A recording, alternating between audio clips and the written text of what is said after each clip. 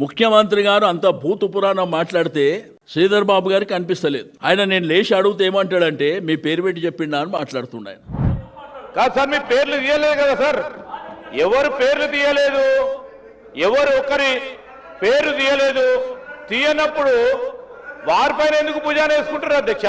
ఆయన ఓపెన్ గా మా దిక్కు చూపిస్తూ మాట్లాడిండు. మిమ్మల్ని తీసుకుపోయి అనంతగిరి హాస్పిటల్లో జాయిన్ చేయాలని చెప్పి మా వైపు చూపించి మాట్లాడిండు. विकाराबाद हवा मरीजों का दवा, ये मरीज लोगों को ले जाके विकाराबाद में शरीक करवा दो अध्यक्ष साहब. ఆయన లెజిస్లేచర్ అఫేర్ మినిస్టర్ గారు మీ పేరు చెప్పలేదు కదా అని చెప్పి ఆయన తెలివిగా మాట్లాడుతాం. కాబట్టి మాకు మా ఎమ్మెల్యేలకు వచ్చేటువంటి గౌరవం దక్కే వరకు మేము ఆ శాసనసభకి ఎందుకు పోవాలండి? దేనికోసం పోవాలి? ఇప్పుడు ఆడ మాకు మైక్ ఇవ్వనంటారు, ప్రతి విషయం బుల్డోజ్ ఇచ్చే కార్యక్రమం. ఒక క్వశ్చన్ మీద ముఖ్యమంత్రి 1-20 నిమిషాలు మాట్లాడవచ్చా? మాట్లాడితే మాకు కుళ్ళుందంట మా కడుపు. విషయం కడుపు నిండా విషయం. మీరు కళ్ళు చూడండి అధ్యక్ష, అసలు వాళ్ళ కళ్ళలో చూడండి.